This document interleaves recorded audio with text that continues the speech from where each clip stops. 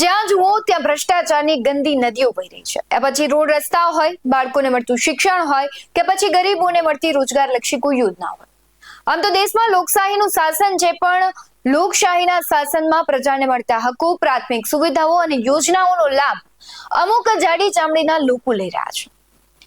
ખાસ અત્યારે ચોમાસું ચાલી રહ્યું છે અને સરકારમાં અમુક લોકો છે વિકાસની ડંફાસ મારે છે, લોકોને રસ્તાઓ અરીસો બતાવે છે કે શું આવો વિકાસ કહેવાય?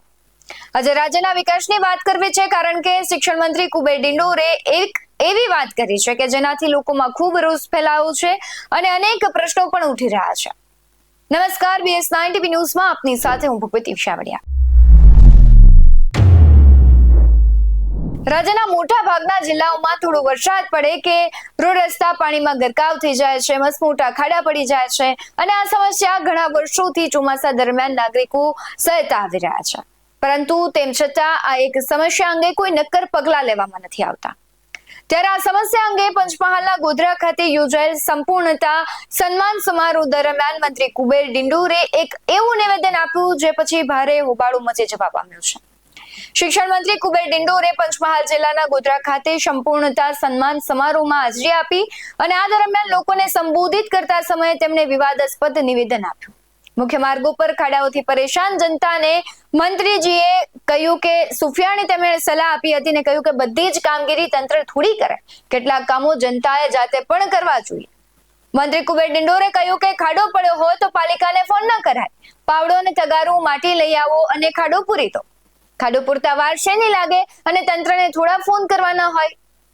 તો સાહેબને પૂછવું છે કે જ્યારે આવી પ્રાથમિક સુવિધાઓ જો કોઈ પાલિકા નહીં કરે તો કરશે કોણ? એ જવાબદારી કોની? તો તમને જે જનતા છે ટેક્સ શેનો આપે છે? પ્રાથમિક સુવિધાઓ માટે આપે છે. તો તમે આવી સલાહ દો એ કેટલું સારું લાગે? શું કહી રહ્યા છે શિક્ષણ મંત્રી તે તમે પણ સાંભળો. વિકાસ વિરોધી હોય, ધર્મ વિરોધી હોય, સંસ્કૃતિ વિરોધી હોય, મોદી સાહેબ વિરોધી હોય, ખાલી આવી બકવાસ કરતા હોય, એમાં પછી આપણે જવાબ જ ના આપી શકીએ. ફતેહસિંહ બાપુ, આ 100% કામ થયું તો પછી સરકારે શું કર્યું? એટલે તને ખબર છે કે સરકાર તારા ઘરે પાણી આવ્યું, લાઈટ આવ્યું, તને ઘરે 5 કિલો અનાજ મળે, સરકાર આપે છે. આટલું બોલો તો પેલો બંધ થઈ જાય. કઈક નાળિયું ના તૂટી ગયું કે રહી ગયું એની વાત કરે, આ પાછા ફોટો પાડીને એ પાછા મોકલે. બાબુ, મારે હમણાં એક ગામ હમણાં વચ્ચે વરસાદ પડે, મારા ગામથી જોડેનું ગામ ત્યાંથી ફોન આવ્યો ભાઈનો. સાહેબ કઈ જો? મેં કીધું બહાર છો કે સાહેબ આપણે પુરડી પાસે છે ને પેલો પુરડી તૂટી પોલું પડી ગયું છે. પોલું મેં કીધું પોલું પડી ગયું, શું વાંધો? શું કરવાનું છે કે વાત કરો ને કે આરંભી વાળાને પૂરી જાય. એમ કહો તમે કેટલા છો? 2-3 માણસો બેહો, હું આવું છું પછી. એટલે લોકો કઈ પણ થાય એટલે જવાબદારી સરકારને જેવું ઈચ્છે છે ભાઈ.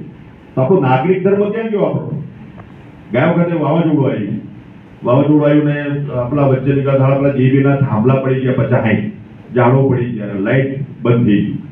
ગયા વખતે વાવાઝોડું આવ્યું હતું, આપણે અહીંથી નીકળી ગયું થઈને અહીંયા મોરવાડાથી ગોગંબાથી હાલોલથી બધાય. તો બાબુ, મારે ત્યાં સરપંચો મને ફોન કરે કે સાહેબ ઝાડો પડી ગયા, લાઈટ બંધ થઈ ગયું છે. એટલે હું કે લાઈટ જીવીમાં માત્ર 18 કર્મચારી હતા, આખા તાલુકામાં લાઈટ બંધ થઈ ગયું, આખા તાલુકામાં ઝાડો પડ્યા.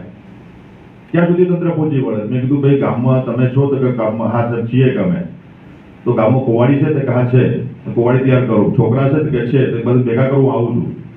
5 સરપોને મેન 11 કેવી લાઈન હતી પેલી, પછી જીબીના કર્મચારી ફોન કરી તમારા માત્ર મને 2 કર્મચારી આપો, પેલો વાયર આગા પછી કરે વાયર. તો હું લઈને નીકળ્યો. પછી ચલો હવે ગામ વાળા બધાને બોલાય, બાપુ ફોરેસ્ટર વાળાને કીધું કે આ ઝાડો તમારા છે પણ ડખો કરતા ને આ બધા કાપીને જે લઈ જાય ઘરે લઈ જાય. મેં જાહેરાત કરી, મેં જાતે ઝાડો કાપ્યા. તો 3-4 કલાકમાં આખો રોડ સંતરામપુર થી લઈને ચિતવાન ઘોઘડ સુધી 11 કિલોમીટર રોડ પેલો ખુલ્લો થઈ ગયો. લાઈટ સાંજે ચાલુ થઈ ગઈ ને લોકો ઝાડો કાપીને ઘરે લઈ ગયા, કામ થઈ ગયું. હવે તંત્ર જ કરે ભાઈ બધી કામ. તો આપણી પણ જવાબદારી છે. આ ખાડો પડી ગયો ત્યાં ફોન કરે, નગરપાલિકા વાળાને કહ્યું તમે જઈશ એવું થાય કે નહીં થાય કે અહીં છે ને અહીં પાણી ભરાઈ ગયું, એટલે ટીકમ તગારું પૂરું કરી નાખ, રસ્તો થાય ના થાય, થોડો ઘણો જાય એટલું તો કરે ના કરે આપું. તો કંઈક થાય એટલે કે સરકારની જવાબદારી ત્યાં કે આ કામ નથી થતું, આ એટલે આપણી પણ જવાબદારી છે. એની જવાબદારીનું ભાન એને પણ કરાવવું પડે. એટલે મેં પેલા કીધું કે પેલો ખાડો પડી ગયો, મેં ફોન કર્યો તો કીધું હું આવું છું તો ટીકમ તગારું ત્યાં રાખ, અરે ટીકમ લઈ આવો ને એક તગારું પાવડો લઈ આવો. 2 મિનિટમાં 3 મિનિટમાં ખાડો પૂરાઈ જાય, પથરા નાખી દે, મેળવી નાખે, ખાડો પૂરી જાય ના પૂરાઈ જાય. એટલે મેં એને ફોન કરીને એવું કહ્યું, પછી એ લોકો 3-4 દિવસ પૂરી દીધો. હવે એના માટે પાછું આરએમબી કહું, પેલો આરએમબી વાળો કે સાહેબ હું પેલાને મોકલું, પેલો પછી બીજે ફરતો, 2 દાડાથી એટલા 2 બાઇક વાળા અંદર પડે, નુકસાન થાય કે ના થાય. એટલે આપણી પોતાની પણ જવાબદારી છે. આપણો નાગરિક ધર્મ જે છે, આપણો મૂળભૂત ફરજો જે હકો છે, આ સંવિધાનમાં જે હક ને અધિકાર આપ્યા છે, આ તો પેલો હક ને અધિકાર આપ્યા છે એની વાત કરે છે, હકની વાત કરે છે, પણ આપણી ફરજો છે એને કોઈ વાંચતા નથી. આપણી નાગરિકની મૂળભૂત ફરજો હકો આ પણ છે. તો આપણે બધા નવા વર્ષે, આ નવા સમયે મોદી સાહેબ આ શિવજીના પવિત્ર શ્રાવણ માસે મળ્યા તો નવા સંકલ્પો કરીને બધાએ સંકલ્પ કરવા, નવા સંકલ્પ સાથે, નવા આઈડિયા સાથે, નવા વિચારો સાથે, નવી ઉપલબ્ધિ સાથે આપણે બધા આગળ વધીએ. તમારે બધાને મારી ઢેર સારી શુભકામનાઓ, ધન્યવાદ. ફરીથી જેમનું સન્માન કર્યું છે, સન્માન થયું છે, એમની કામગીરીનું સન્માન છે, અને એવી રીતે બધાનું સન્માન છે. કલેક્ટર સાહેબનું સન્માન થયું ત્યાં ગાંધીનગર, એ કલેક્ટર સાહેબનું સન્માન નથી, કલેક્ટર સાહેબના અંડરમાં આપતી પૂરી ટીમ, પંચમહાલ જિલ્લાની પૂરી કર્મચારીનું ફ્રન્ટલાઈન વર્કર ટીમનું સન્માન છે. એ તમારા બધાનું સન્માન છે મિત્રો. તો તમારે બધાને મારી ઢેર સારી શુભકામનાઓ, ધન્યવાદ. આ સાથે સમારોહમાં ઉપસ્થિત કર્મચારીઓને શિક્ષણ મંત્રીએ ટકોર કરી અને કહ્યું કે નાની મોટી ચૂંટણી આવે ત્યારે આ ડખો ઊભો ન કરતા, કારણ કે ચૂંટણી સમયે તેમને એ ભારી પડશે, એમને ખબર છે. શિક્ષણ મંત્રી કુબેર ડિંડોરે સૌને નાગરિક ધર્મ પણ નિભાવવા કહ્યું અને કંઈ થાય એટલે સરકારની જવાબદારી, તો નાગરિક ધર્મ ક્યાં ગયો તેવો પણ તેમણે સવાલ કર્યો. તેમણે કહ્યું કે આ નાગરિક ધર્મ ક્યાં ગયો, પરંતુ તેમને સવાલ એ છે કે નાગરિક માટે તમને ત્યાં બેસાડ્યા છે, અધિકારીઓ હોય, નેતા હોય કે કોઈ પણ હોય. અને ઘણી વખત મંત્રીઓ છે તે પણ ફરિયાદ કરે છે કે અધિકારીઓ છે તેમને ગાંઠતા નથી.